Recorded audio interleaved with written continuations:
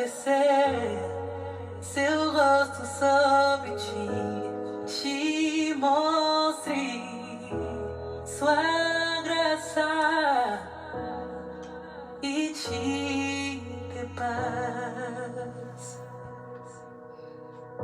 Que Dieu te bénisse et te garde, que sa face luise sur toi et t'accorde sa grâce, qu'il tourne sa face vers toi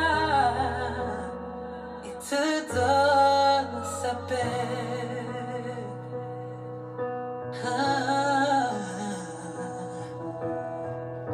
The Lord bless you and keep you. Make his face shine upon you and be gracious to you. The Lord turn his face towards you and give you peace.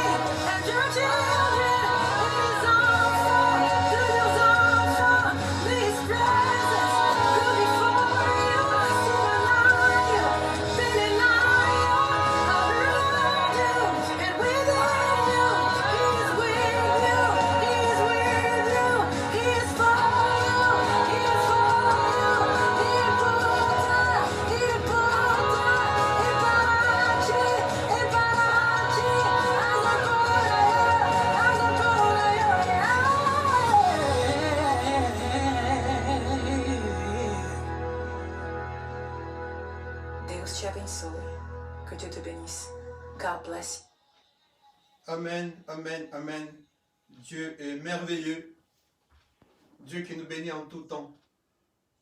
La Bible nous dit que même quand nous dormons, il nous bénit. Dieu est merveilleux. Nous nous retrouvons encore une fois de plus pour parler de notre Père, pour parler de notre Dieu. C'est lui qui nous garde, c'est lui qui nous bénit. Je voudrais, avant de commencer le partage de la parole d'aujourd'hui, vous demander, s'il vous plaît, abonnez-vous sur notre page Facebook Evami Tabernacle, Jésus-Christ t'aime. Evami Tabernacle, Jésus t'aime. Abonnez-vous s'il vous plaît.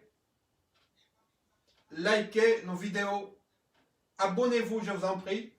Vous verrez, il y a de merveilleuses vidéos là-dessus. Là-dedans, vous allez être bénis. Nous avons plusieurs vidéos déjà partagées sur Evami Tabernacle. Jésus t'aime, c'est sur Facebook, c'est notre page. Aimez s'il vous plaît. Likez nos vidéos et abonnez-vous vraiment en masse. Nous avons aussi un compte Facebook. S'il vous plaît, abonnez-vous encore sur notre page Facebook, sur notre page YouTube. Abonnez-vous s'il vous plaît sur notre site. C'est Isaac Kalonji Ministries. Bientôt nous allons créer encore un site pour que vous puissiez encore avoir accès à plus de vidéos, à plus d'enseignements, à plus d'enseignements prophétiques. Parce que les moments sont tellement précieux, les moments difficiles, ces moments de temps de la fin. C'est un moment où nous devons aller vers la perfection, vers la maturité. C'est un moment qui nous demande d'avoir une connaissance panoramique de la parole de Dieu pour que nous soyons prêts à aller à la rencontre du Seigneur dans les airs. Je répète encore ma demande, s'il vous plaît. Allez sur YouTube. Nous sommes déjà là. Il y a beaucoup de vidéos sur YouTube. Abonnez-vous sur Isaac Kalonji Ministries ou bien vous tapez seulement Pasteur Isaac Kalonji. Vous allez voir nos vidéos. Abonnez-vous s'il vous plaît. Et n'oubliez pas surtout sur notre page aussi Facebook Evami Tabernacle, Jésus-Christ t'aime, Jésus t'aime. Que Dieu bénisse vraiment ces moments. Nous sommes aujourd'hui dans les livres des Jean. Nous allons lire une parole très puissante. Cette parole, elle n'est pas exploitée dans son entièreté. Moi, je voudrais prendre un angle de cette parole et l'exploiter aujourd'hui. Nous prenons les livres de Jean au chapitre 6, verset 65. La parole de Dieu nous dit ceci. Et il disait, c'est pourquoi je vous ai dit, ça c'est le Seigneur qui parle, Jésus de Nazareth de Galilée, il dit ceci. C'est pourquoi je vous ai dit que nul ne peut venir à moi que si cela ne lui est donné par le Père. Dès lors, plusieurs de ses disciples se retirèrent en arrière et cessèrent d'aller avec lui. Jésus dit donc aux 12 apôtres, et vous, ne voulez-vous pas aussi partir?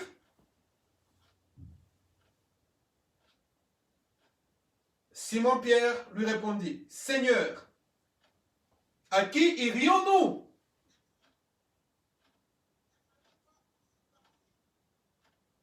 Tu as les paroles de la vie éternelle. Et nous avons cru, et nous avons connu que c'est toi, le Christ, le Saint de Dieu. Nous avons parlé la semaine passée aussi de Pierre. Une fois de plus, aujourd'hui nous allons parler de Pierre. Parmi tous les 12. La fois dernière, c'était lui qui avait pris la parole sur la montagne de la transfiguration. Beaucoup de lecteurs de la Bible, beaucoup d'enseignants de la parole de Dieu aiment le courage de Pierre. Pierre avait chaque fois des paroles puissantes. C'est un grand apôtre. C'est pourquoi quand il a dit « C'est toi le Christ de Dieu », Jésus-Christ a dit « C'est sur cette parole que je bâtirai mon église ». La parole la révélation que Dieu avait donnée à Pierre a fait aujourd'hui que l'église est construite.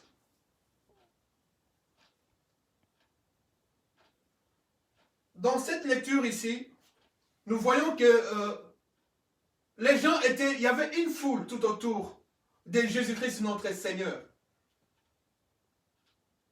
Et il s'est fait que Jésus-Christ a commencé à prêcher la parole. Il a dit, celui qui ne mangera pas de ma chair et celui qui ne boira pas de mon sang, il n'aura pas la vie, il ne vivra pas. Mais celui qui mangera de ma chair et qui boira de mon sang, vivra. Donc Jésus-Christ a démontré aux gens qui étaient là que pas seulement le pain, la multiplication des pains, pas seulement la multiplication d'autres choses, des poissons, d'autres nourritures, comme les poissons, mais il faut maintenant prendre la chair de Jésus-Christ, la manger et prendre de son sang, le boire. Voilà ce que Jésus-Christ attendait de la foule qui était là. Ils se sont dit, cette parole est trop dure. Qui peut l'écouter, qui peut le suivre? Ils sont partis. Ils ont quitté Jésus-Christ. Ils le suivaient partout. Mais quand Jésus-Christ a prononcé cette parole, personne ne pouvait résister à part les 12. Mais Jésus voulait aussi voir pour qu'est-ce qui retenait les 12 apôtres. C'est quoi qui les retenait? Et Pierre s'est levé. Il a dit, Seigneur, à qui irions-nous? C'est toi qui as les paroles de la vie. C'est-à-dire, en dehors de tes paroles, il n'y a point de vie. En dehors de tes paroles à toi, nous sommes que morts. Nous sommes morts. C'est pourquoi nous sommes restés. Parce que c'est toi qui as les paroles de vie. Et ils sont restés. Le Seigneur a aimé cette parole. Parce que cette parole démontrait la prédestination même. Cette parole démontrait qu'est-ce qui était fait pour que l'homme soit sauvé. Qu'est-ce qui était l'œuvre salvatrice de Dieu sur cette terre. Voilà ce que la parole de Dieu voulait montrer ces jours-là au travers de la révélation qu'avait prononcé notre bien-aimé Pierre. Mais cette parole dure, pour ceux qui ne sont pas prédestinés à la vie, était une parole qui était esprit et vie pour les 12 qui étaient restés. À part un, hein, nous savons les sorts de l'autre, qui était le fils de la perdition. Avant la fondation du monde, déjà, lui, son sort était scellé. Donc, cette parole montrait qu'il y a un chemin qui est le chemin de la vie. Il y a un autre qui est le chemin de la mort. C'est pourquoi notre bien-aimé Pierre, ayant la révélation, a dit, Seigneur, nous ne suivrons que toi. Pourquoi ne suivre que Jésus-Christ? Parce que tout simplement, il a dit, je suis le chemin, la vie et la vérité. C'est-à-dire, en dehors de lui, il n'y a point de vie, il n'y a point d'autre chemin à suivre, il n'y a pas d'alternative. Il n'y a pas un chemin qui est au milieu. Il y a deux chemins, comme Dieu avait dit à Moïse. Voici, j'ai mis devant vous le chemin de la vie, qui est le chemin du bien, et le chemin de la mort, qui est le chemin du mal. Vous suivez, je vous conseille de suivre les chemins de la vie et vous vivrez. Les chemins de la vie donnent la vie et vivifient. Les chemins de la vie est le chemin de l'espoir. Les chemins de la vie est le chemin de la victoire. Mais c'est un long voyage sur les chemins de la vie. Comme la Bible dit que nous sommes des pèlerins sur cette terre, donc nous sommes dans un voyage. Et dans ce voyage, il faut que nous sachions quelle est notre destination. Chaque fois que quelqu'un voyage, il sait sa destination. Tu ne peux pas sortir comme ça de ta maison, sortir de chez toi, tu te dis que je voyage sans savoir où tu vas. Donc il faut faire un choix. Tu te mets là chez toi à la maison, tu te dis aujourd'hui je vais voyager, je vais aller quelque part, je vais prendre mes bagages, je me prépare et je vais aller quelque part. C'est ça la destination que toi tu te fixes. Tu te fixes un pays, tu te fixes un endroit touristique. Mais dans la vie de l'homme, ici-bas, la destination est une question de prédestination. C'est-à-dire quand tu choisis les chemins de la vie, tu choisis les chemins du bien. Ton sort à toi, c'est la vie éternelle en Jésus-Christ. C'est pourquoi Pierre avait dit, c'est toi qui as les paroles de la vie. Parce que celui qui était devant eux était le chemin de Dieu. D'abord, avant qu'il ne puisse prononcer ça, Jésus-Christ a dit déjà que personne ne peut venir à moi si mon Père ne l'a pas attiré. Et pourtant, le Père, c'était lui-même qui était là, devant eux. Ils attendaient. Quand les autres sont partis, ils ont dit, nous avons fait un choix. Comme tout le monde. Ici-bas, c'est une question de décision. Il arrive à un certain moment dans la vie, il faut prendre une décision. Et cette décision dépend de ta prédestinée. Tu dois te définir un objectif dans la vie. Tu veux quoi au fait dans ta vie? Quel est ton choix dans la vie? La Bible nous dit que toute chose passera, mais la parole de Dieu ne passera jamais. Donc si tu choisis Jésus-Christ, parce que j'ai eu des gens qui m'ont dit non, parce que tu peux nous parler de choses un peu faciles à gober, à comprendre, pour que nous puissions assimiler ce que vous dites. Parce que des fois, il y a des enseignements compliqués. Il n'y a pas quelque chose de compliqué dans la vie. C'est tout simplement une question de choix. Soit tu choisis le chemin de la vie, qui est Jésus-Christ, et tu iras au ciel avec Jésus-Christ. Soit tu choisis le chemin de la mort, et tu iras en enfer avec le diable. Voilà ce qu'il faut faire ici-bas. Quand nous disons que Jésus-Christ est notre absolu, c'est-à-dire en dehors de lui, nous ne voyons aucune autre suprématie. Donc Jésus-Christ est notre absolu suprême. Même dans le ciel, tellement sa suprématie est glorieuse. Le 24 vient quitte le trône en or et il jette le couronne en or devant lui parce qu'il regarde en dehors de lui, notre sauveur, notre créateur, il n'y a point d'autre vie. Il n'y a aucune autre splendeur. Il n'y a qu'une autre magnificence en dehors de cet homme qui est assis sur le trône. Voilà pourquoi le 24 verre aussi quitte le trône en or et jette leur couronne en or devant lui plutôt. Et les quatre êtres vivants disent, Saint, Saint, Saint est l'Éternel Dieu des armées. Parce qu'il n'y a aucune autre suprématie dans les ciels. Il n'y a aucune autre suprématie sur la terre. Devant un homme fort qui veut attaquer un faible, qu'est-ce qu'il faut faire? Si tu es un homme faible et qu'un fort veut t'attaquer, qu'est-ce que tu peux faire? Tu cherches une alliance avec, tu dois chercher une alliance avec quelqu'un de fort. La Bible nous dit que le diable ne vient que pour dérober, égorger et tuer. Il n'a pas de pitié, le diable. Sur cette terre, Si tu n'appartiens pas à Jésus-Christ, tu es la proie facile pour les diables. Tu es une proie facile pour les diables. Il faut faire un choix. Tu veux la bénédiction, il y a le chemin de la bénédiction qui est Jésus-Christ. Amen. Tu veux la malédiction, il y a le chemin de la malédiction qui est le diable. Donc il y a un choix. Comme il y a le monde spirituel, ainsi qu'il y a aussi le monde physique, il n'y a que deux choses dans cette... Quand il y a le vrai, il y a aussi le faux. Le vrai et le véritable, c'est Jésus-Christ, me dit la Bible.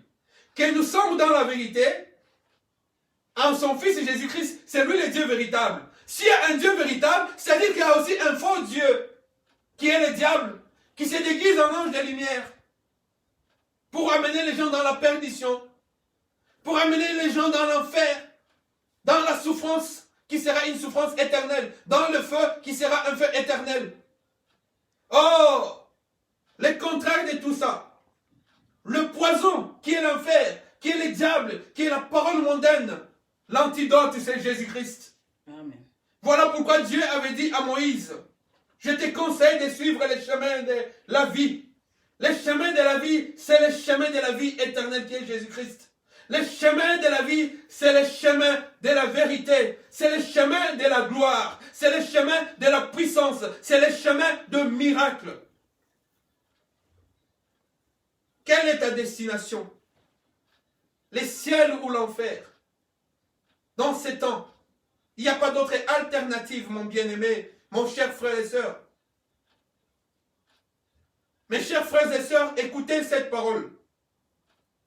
Elle est simple, mais elle nous prédestine à une vie future. Soit le ciel, soit l'enfer. Il n'y a pas d'autre choix. Tu veux la bénédiction, tu veux la réussite dans la vie.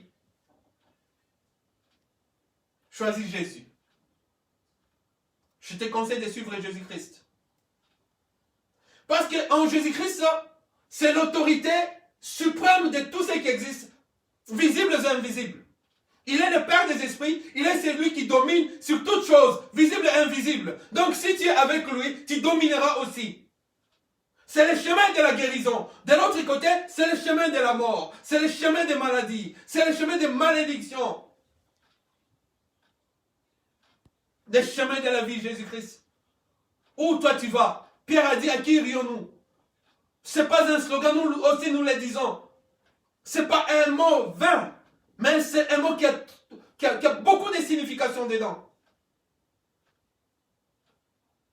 Une voie, un chemin, une vérité, une bénédiction. Jésus-Christ.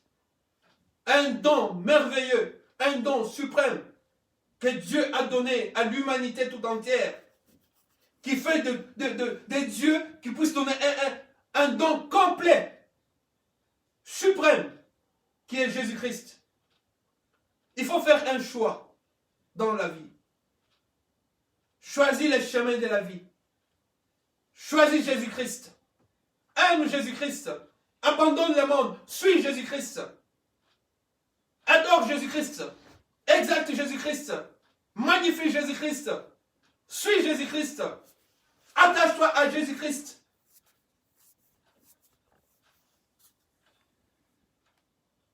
Dans la destination de quelqu'un, il y a un endroit où il doit descendre. Et par exemple, quand tu fais un voyage, tu vas à un endroit inconnu, les gens, je pense, ils se renseignent et ils avisent les gens qui sont là à l'air descendre de leur destination, se disent tu m'attendras à la gare. Mais qui t'attendra à la gare lors de ta descente, toi? Quand tu fais un voyage, je me rappelle, j'avais pris ma femme, mes enfants, nous sommes allés dans un autre pays. Mais il fallait atterrir à un endroit pour poser nos valises. Il fallait qu'il y ait quelqu'un de connu là, qui puisse nous accueillir. Qui t'accueillera lors de la fin de ton voyage? de ton voyage ici-bas, de ton pèlerinage ici-bas. Moi, je sais que moi et ma maison, Jésus-Christ nous accueillera. Si toi tu suis les chemins de la vie, Jésus-Christ t'accueillera. Parce que chaque chose a un début et une fin. Amen. Toute chose passera. Nous ne sommes que des passagers ici-bas. Nous sommes que des passagers, des pèlerins. Toute chose passera. Qui t'accueillera toi? Qui t'attendra toi à la gare lors de ta descente? Chez qui tu vas loger lors de au bout de ton voyage? Chez qui tu vas loger? Il faut faire un choix dans la vie. Il faut savoir là où on va. Dieu a dit, tu es poussière. Tu rentreras à la poussière.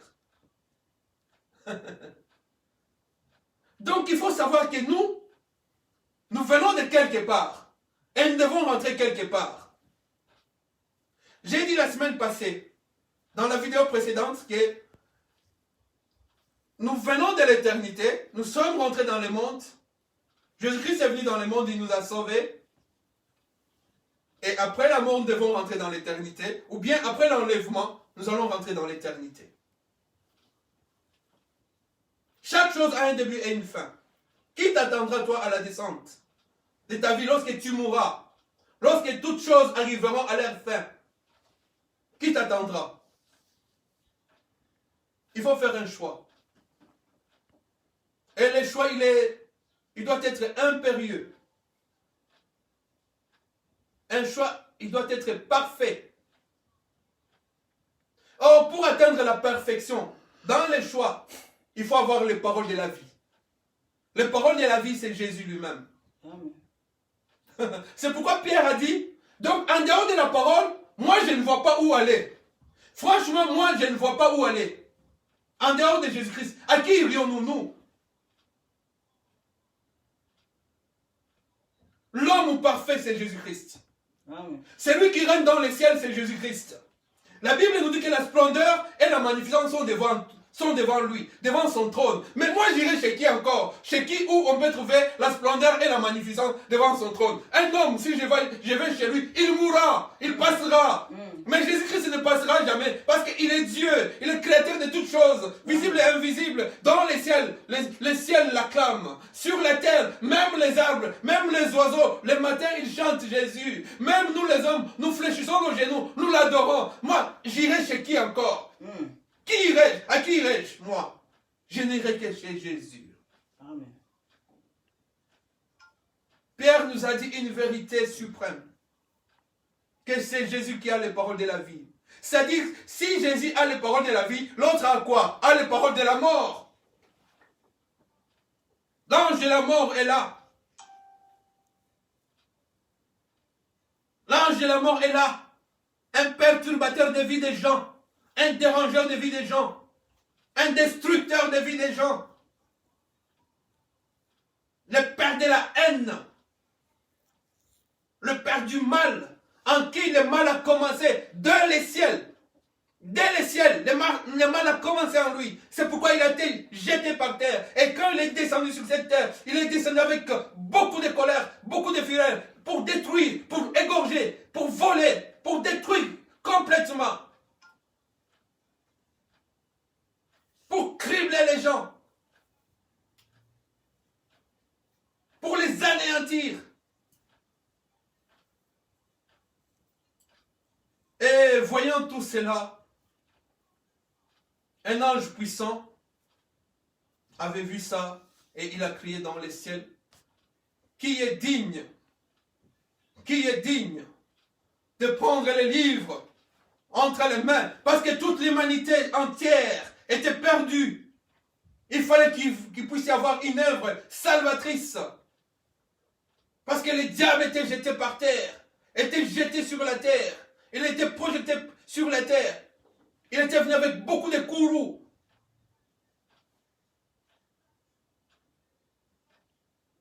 Il fallait quelqu'un. Sur la terre, il n'y avait personne. Dans les ciels, il n'y avait personne. Et dans cette vision, Jean a commencé à pleurer. Parce que personne ne fut trouvé digne dans les ciels et sur la terre. Toute l'humanité entière était perdue. Il n'y avait qu'un seul chemin en ce moment. C'était le chemin de la mort. Mais il fallait que le deuxième chemin de la lumière puisse se créer pour éclairer dans les ténèbres, afin que les gens quittent les ténèbres, puissent suivre la lumière, qui est Jésus de Nazareth de Galilée. L'étoile brillante du matin, c'est lui qui nous conduit, c'est lui qui nous éclaire, c'est lui qui nous donne la vie, c'est lui qui nous donne la bénédiction, c'est lui qui nous bénit abondamment et richement, c'est lui qui nous donne toutes les richesses possibles, spirituelles et matérielles. Les choix de Dieu.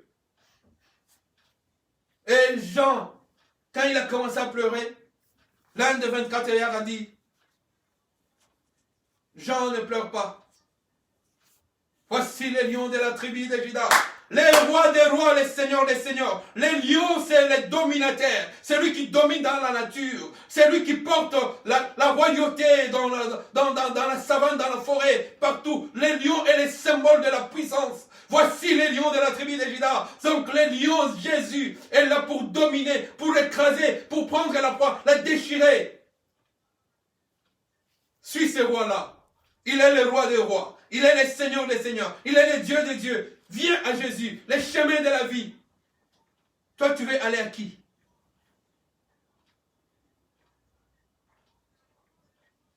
Le monde est un mirage.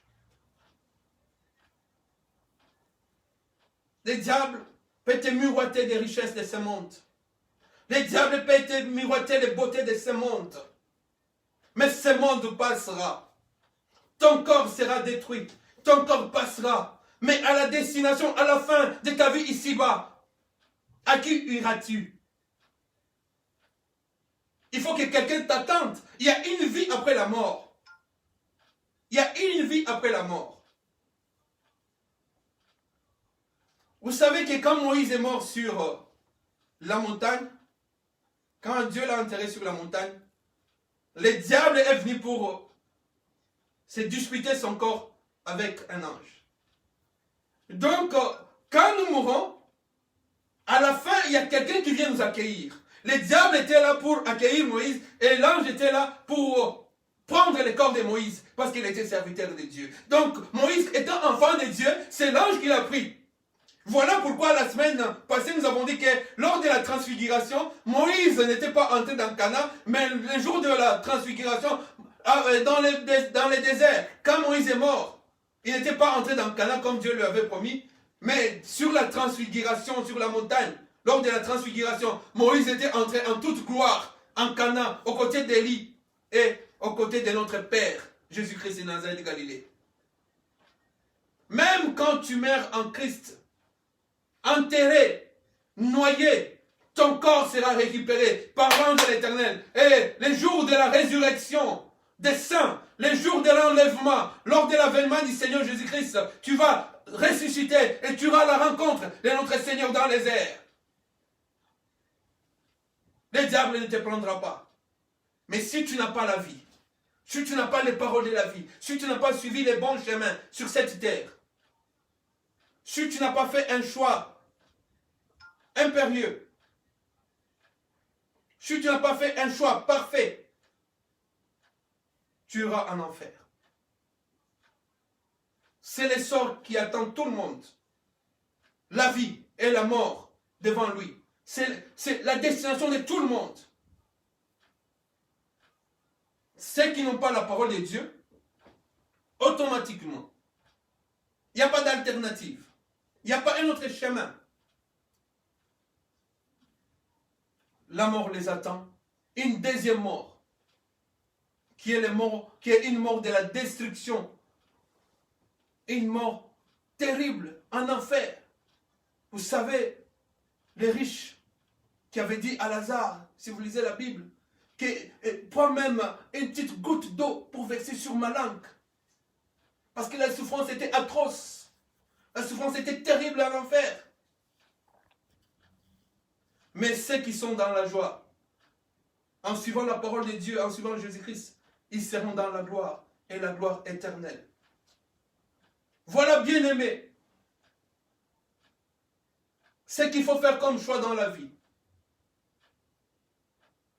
Je parle avec beaucoup d'amis européens qui me disent qu'après la mort, c'est fini. Non, c'est pas fini. C'est pas fini. C'est pas une messe après la mort qui peut sauver ton âme. C'est pas fini. Il y a une vie après la mort. Amen. Et cette vie, elle dépend du choix qu'on a fait sur la terre. Si on a suivi les chemins de la vie, si on s'est attaché à Jésus-Christ comme Pierre et les autres apôtres, en ce moment-là, on ira au ciel avec le Seigneur Jésus-Christ. Voilà ce que nous avons fait comme choix. De suivre Jésus-Christ. De l'exalter, de le célébrer. Le moment est venu, je vais prier pour toi. Tout n'est pas perdu. C'est perdu quand tu meurs. Même si on fait une messe, on appelle tous les apôtres qui sont sur cette terre, tous les pasteurs qui sont sur cette terre, pour qu'ils puissent demander une grâce pour toi. C'est fini. C'est fini pour toi. Dieu ne t'accordera plus la grâce. Tant que tu es vivant maintenant, fais un choix et viens. Moi, je te conseille de suivre Jésus-Christ. C'est lui le chemin de la vie. C'est lui le pain de vie que tu dois manger. C'est lui la chair de vie que tu dois manger. C'est lui le sang de vie. Je voudrais prier pour toi maintenant. Seigneur Jésus, que mon frère, que ma sœur puisse abandonner la vie pécheresse dans le nom de Jésus. Papa, écoute ces choix qu'il fait maintenant et prends-le. Fais-le passer par ta grâce. Lave-le dans ton sang. Prends-le comme ton fils perdu. Dans le nom de Jésus, papa. Prends-le comme ta fille. Prends-la, Yoshua, comme ta fille. Et lave-la dans ton sang. Afin que ces jours-là, nous puissions apparaître devant toi. Dans le nom de Jésus, papa, merci. Merci d'avoir sauvé mon frère. Merci d'avoir sauvé ma soeur. Merci encore pour tes choix impérieux. Que ton nom soit béni, Jésus. Alléluia. Ton sang lave. Même si le péché est rouge comme les cramoisis, Seigneur des gloires, tu laves, tu purifies, tu sanctifies. Merci Jésus. Merci Seigneur des gloires. Béni soit ton Seigneur Jésus. Amen. Merci. Alléluia.